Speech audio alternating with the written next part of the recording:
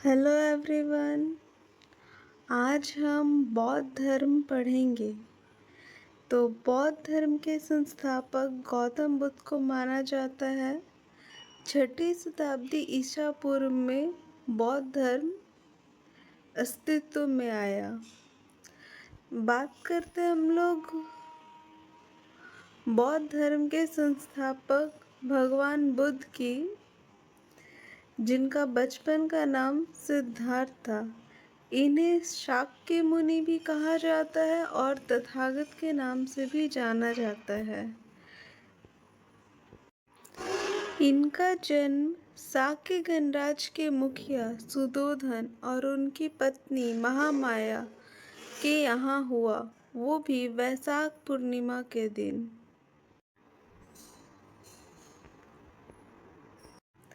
इनका जन्म कपिलवस्तु के लुम्बिनी में हुआ था। इनका विवाह यशोधरा से हुआ और इनके पुत्र का नाम राहुल था। 29 वर्ष की आयु में इन्होंने गृह त्याग किया, जिसे बौद्ध धर्म में महाभिनिष्क्रमण कहा गया है। 35 वर्ष की आयु में वैशाख पूर्णिमा के दिन उन्हें ज्ञान की प्राप्ति हुई, बोध गया में पीपल वृक्ष के नीचे। इन्होंने अपना पहला उपदेश सारनाथ के हिरन उद्यान में अपने प्रथम शिष्यों के समक्ष दिया था। बुद्ध की मृत्यु कुशीनारा में हुई थी, जिसे बौद्ध धर्म में महापरिनिर्वाण कहा गया है। बौद्ध धर्म मध्यम वर्ग की बात करता है। भगवान बुद्ध ने 4 आर्य सत्य दिए हैं। वे हैं दुख का सत्य, दुख के कारण का सत्य, दुख के अंत का सत्य और दुख के अंत की ओर ले जाने वाले मार्ग का सत्य। निर्वाण या दुख की समाप्ति का मार्ग उन्होंने अष्टांगिक मार्ग को बताया है। अष्टांगिक मार्ग में सही समझ, सही विचार, सही भाषण, सही कार्रवाई, सही आजीविका, सही प्रयास, सही दिमागीपन और सही एकाग्रता को माना गया है। बुद्ध ने पुनर्जन्म के विचार को स्वीकार किया था। उन्होंने कहा था कि जीवन जो है वो क्षण भंगुर है। बात करें बौद्ध परिषद की, तो बुद्ध की मृत्यु के बाद टोटल 4 परिषद आयोजित की गई थी, 4 संगीति। पहला जो कि 483 ईसा पूर्व में राजगृह में हुआ था, अजातशत्रु के द्वारा, और उस समय के अध्यक्ष महाकश्यप थे, जिसकी विशेषता है कि उसमें त्रिपिटक को संकलित किया गया। त्रिपिटक कहें तो सूत पिटक, विनय पिटक और अभिधम्म पिटक। इसमें सूत पिटक और विनय पिटक को संकलित किया गया था। अभिधम्म पिटक को तीसरी बौद्ध संगीति में संकलित किया गया था। दूसरी बौद्ध संगीति की बात करें तो वो 383 ईसा पूर्व में हुआ था, वैशाली में, कालाशोक के द्वारा, और इसके अध्यक्ष सबाकामी थे। इसमें स्थिरवादी और महासंघिक में बौद्ध धर्म का विभाजन हो गया था। तीसरी संगीति की बात करें तो 250 ईसा पूर्व में हुआ था, पाटलिपुत्र में अशोक के द्वारा, और उस समय अध्यक्ष मोगलीपुत्र तीस थे, जिसमें अभिधम्म पिटक का संकलन किया गया। चौथी की बात करें तो 1ली ईस्वी में ये हुआ था और कश्मीर में हुआ था कनिष्क के द्वारा, और उस समय अध्यक्ष वसुमित्र थे, और इस समय महायान और हीनयान में बौद्ध धर्म का विभाजन हो गया। जो दूसरी संगीति में स्थविरवादी जो थे, उन्हीं का आगे का रूप महायान है और जो हीनयान है, और जो महासंघिक थे उन्हीं का आगे का रूप महायान है। बात करें त्रिपिटक की, तो वो 3 मुख्य श्रेणियों के ग्रंथ से बना है। पहला सूत पिटक, जिसमें बुद्ध के उपदेश है। दूसरा विनय पिटक, जिसमें संघ के नियम और अनुशासन है। तीसरा अभिधम पिटक, जो कि बौद्ध सिद्धांतों के बारे में बताया गया है। बात करें बौद्ध धर्म के स्कूल की, तो हम लोग हीनयान के बारे में पहले पढ़ते हैं, जिसका मतलब होता है छोटा रास्ता। बुद्ध की शिक्षाओं के प्रति वे सच्चे थे, मूर्ति पूजा में विश्वास नहीं करते थे। भगवान बुद्ध ने पाली भाषा को अपनाया था, तो हीनयान भी पाली भाषा में ही लिखा हुआ है। हीनयान के जितने भी ग्रंथ है वो पाली भाषा में है। इसमें आत्म अनुशासन और ध्यान के माध्यम से मोक्ष की प्राप्ति बताया गया है, और हीनयान को अशोक द्वारा संरक्षण दिया गया था। बात करें महायान की, तो महायान को कनिष्क के द्वारा संरक्षण मिला था, और इसमें इसका मतलब है महान मार्ग। महायान के 2 मुख्य दार्शनिक विद्यालय हैं, माध्यमिका और योगाचार, और इसके ग्रंथ संस्कृत में हैं। हीनयान के ग्रंथ पाली भाषा में है और महायान के ग्रंथ संस्कृत भाषा में है। महायान ने बुद्ध को भगवान माना है और बुद्ध एवं बोधिसत्व की मूर्तियों की पूजा की बात करता है। बुद्ध के ध्यान में आस्था और भक्ति के माध्यम से मोक्ष प्राप्ति का मार्ग बताया गया है, और यह मंत्रों में विश्वास करता है। तो ये कुछ बेसिक डिफरेंस है हीनयान और महायान को लेकर। बात करते हैं व्रजयान की, तो इसका मतलब है व्रज का वाहन। 11वीं शताब्दी में तिब्बत में ये शाखा स्थापित हुई थी। इसका मानना है कि व्रज नामक जो जादुई शक्ति है उसको प्राप्त करना मोक्ष का मार्ग बताया गया है। दार्शनिक और अनुष्ठानिक परंपराओं में निपुण गुरु लामा की भूमिका को बहुत महत्व दिया जाता है, और जो दलाई लामा है वो एक प्रसिद्ध तिब्बती लामा है। अब हम यहाँ पे जैन धर्म और बौद्ध धर्म के बीच क्या समानताएं हैं और क्या अंतर है, इसके बारे में बात करते हैं। बात करें समानताएं की, तो जो ये दोनों धर्म है वो ब्राह्मणवादी धर्म के विरुद्ध विद्रोह के रूप में उभरा था, क्योंकि ब्राह्मणवादी धर्म में कुछ ज़्यादा ही कट्टरता और कर्मकांड होने लगे थे। ये दोनों ही बौद्धिक, आध्यात्मिक और सामाजिक शक्तियों के उपज थे। दोनों धर्म का उदय पूर्वी भारत में हुआ था, और जैन धर्म बौद्ध धर्म के संस्थापक जो महावीर और बुद्ध हैं, दोनों ही क्षत्रिय राजकुमार थे। ये दोनों धर्म भेदभाव के विरुद्ध थे। दोनों धर्मों ने ब्राह्मणवाद में जो कर्मकांड और बलिदान था उसका विरोध किया, ब्राह्मणों की सर्वोच्चता को भी चुनौती दी थी। ये दोनों धर्म जो थे वो जाति व्यवस्था के विरोधी थे, इसलिए समाज के जो निचले तबके से सबसे बड़ी संख्या के लोग उन्हीं के पक्ष में आए, बौद्ध धर्म और जैन धर्म के पक्ष में। दोनों धर्म का मानना था निर्वाण या मोक्ष, जिसका अर्थ था जन्म और मृत्यु से मुक्ति पाना।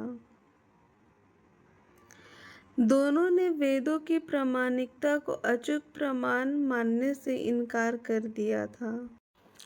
मोक्ष प्राप्ति के साधन के रूप में कर्म कांड या ईश्वर की भक्ति और पूजा के बजाय इन लोगों ने शुद्ध और नैतिक जीवन पर बहुत जोर दिया था।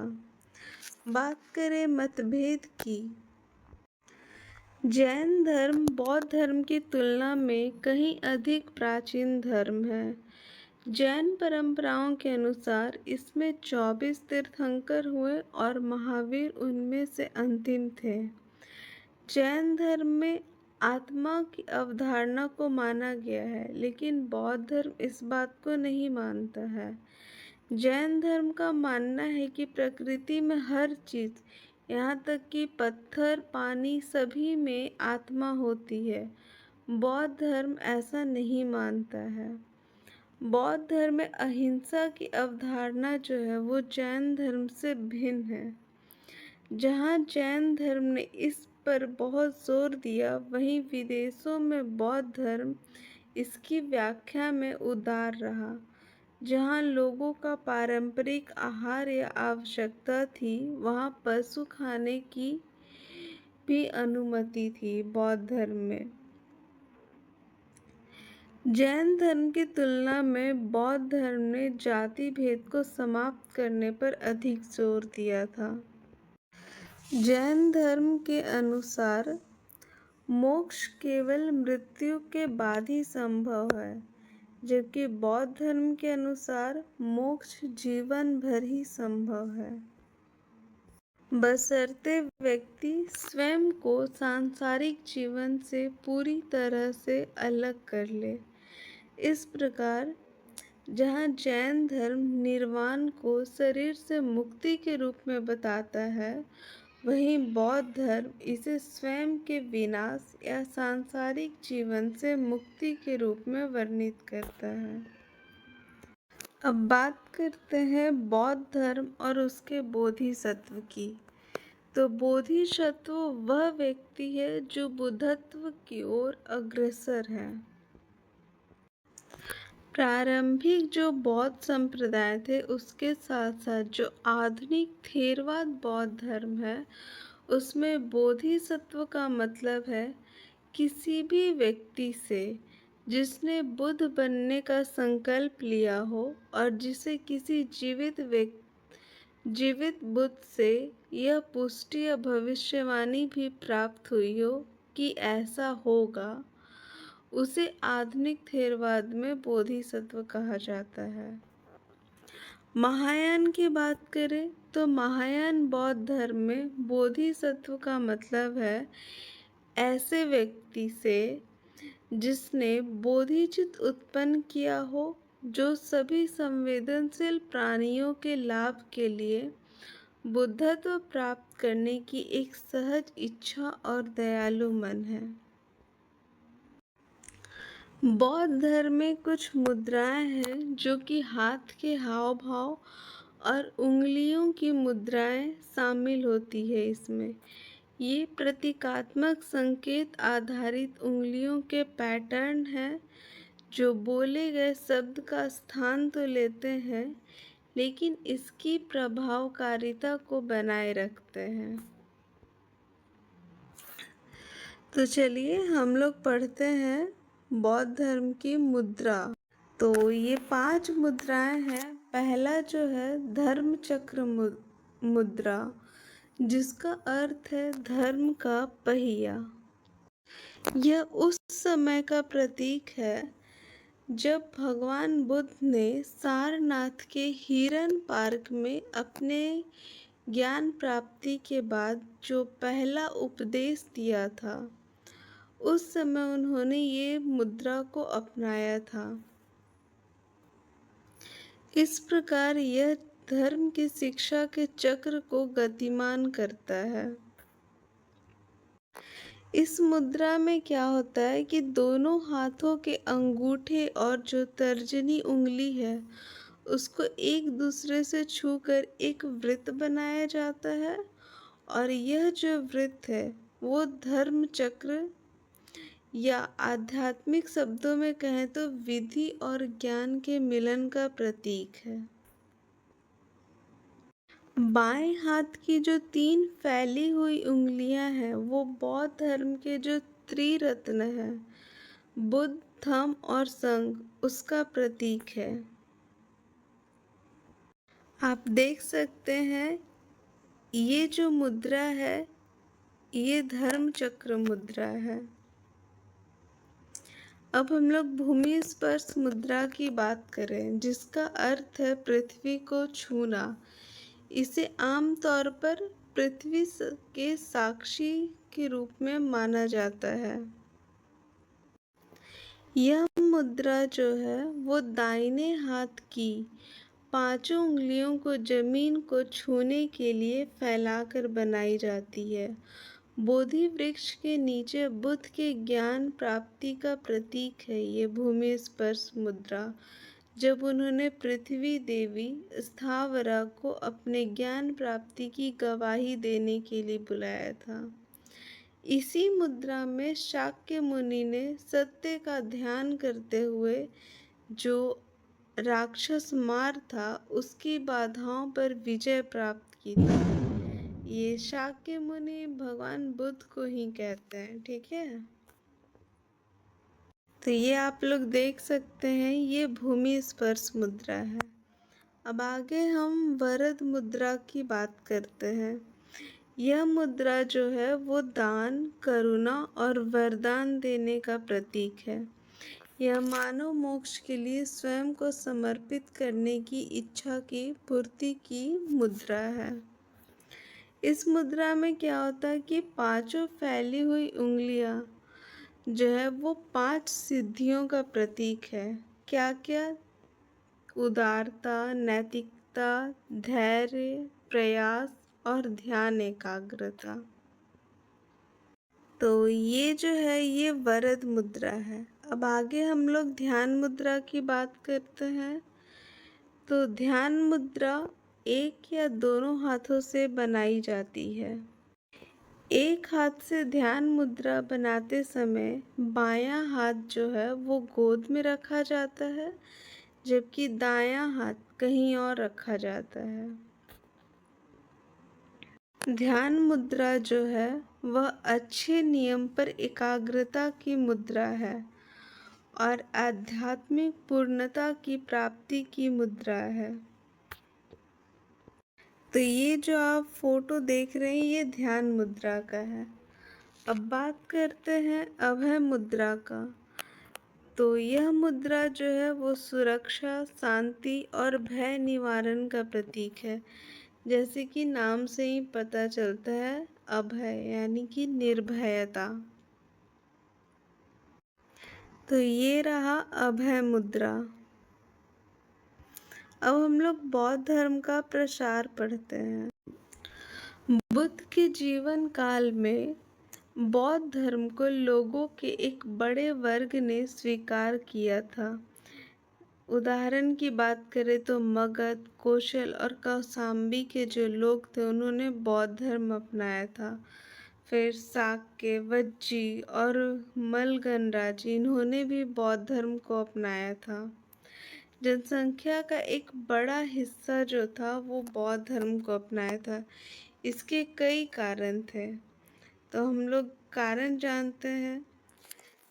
देखिए क्या था कि बहुत से लोग जो थे वो जाति व्यवस्था और जो ब्राह्मण धर्म में जो कठोर सामाजिक पदानुक्रम था उससे बहुत से लोग निराश हो गए थे।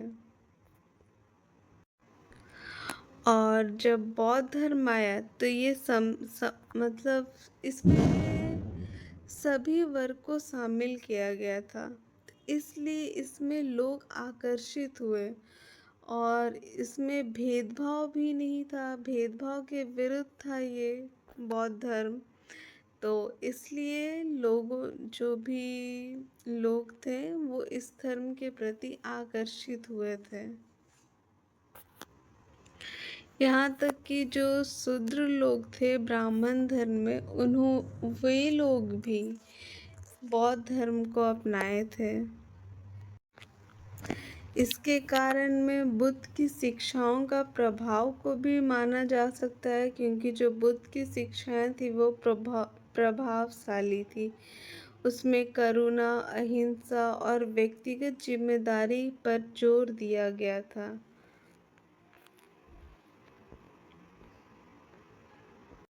शासक और जो कुलीन वर्ग थे उनका धर्मांतरण से भी बौद्ध धर्म के प्रसार में योगदान मिला, क्योंकि जो अशोक थे उन्होंने भी बाद में बौद्ध धर्म अपनाया, फिर कनिष्क ने भी बौद्ध धर्म को अपनाया था, हर्षवर्धन ने भी बौद्ध धर्म को अपनाया था। तो इस वजह से भी बौद्ध धर्म का प्रसार हुआ। और फिर अशोक ने अपने पुत्र महेंद्र और जो उनकी पुत्री थी संघमित्रा, उनको बौद्ध धर्म का प्रचार करने के लिए श्रीलंका भेजा था, जिससे भारत के बाहर भी ये धर्म भारत के बाहर भी ये धर्म को फैलाने में योगदान है।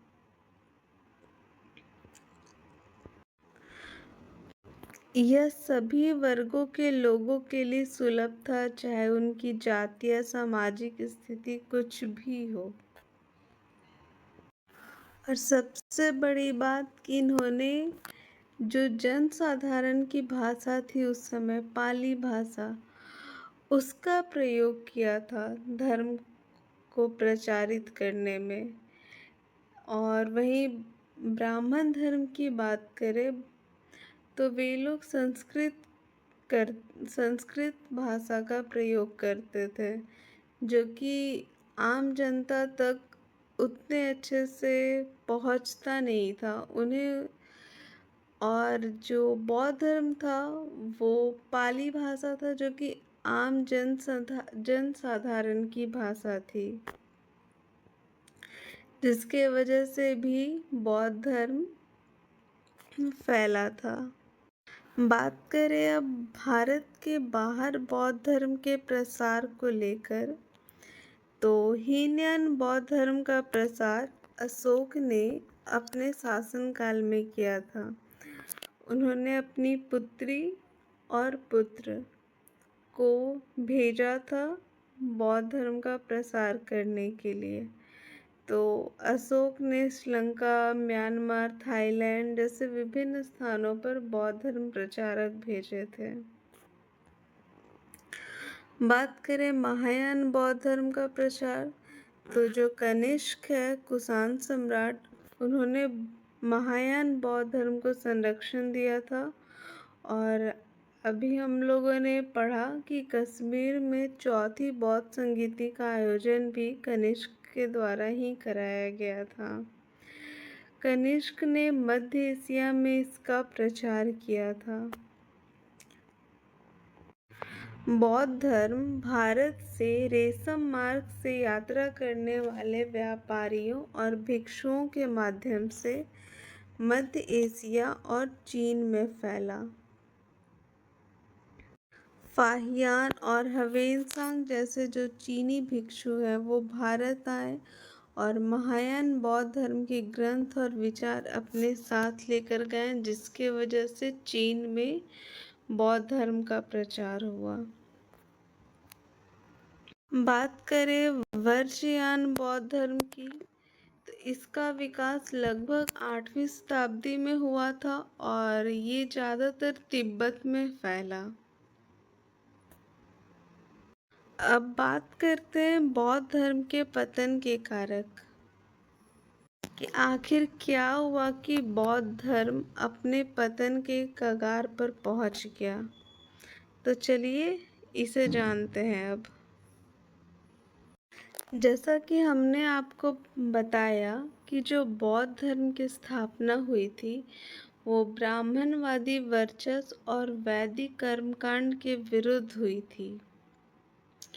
लेकिन समय के साथ क्या हुआ कि बौद्ध धर्म में भी भ्रष्टाचार हो गया और वहाँ पर भी कर्मकांड होने लग गए थे, जिसके वजह से भी इसका पतन हुआ। फिर धीरे धीरे इन्होंने संस्कृत भाषा को अपना लिया, जो कि जनसाधारण की भाषा नहीं थी, तो इस वजह से भी पतन हुआ। संप्रदाय और उप संप्रदायों में अनेक विभाजन के कारण जो बौद्ध धर्म का मूल दार्शनिक विचार था, उसका अंत होने लगा,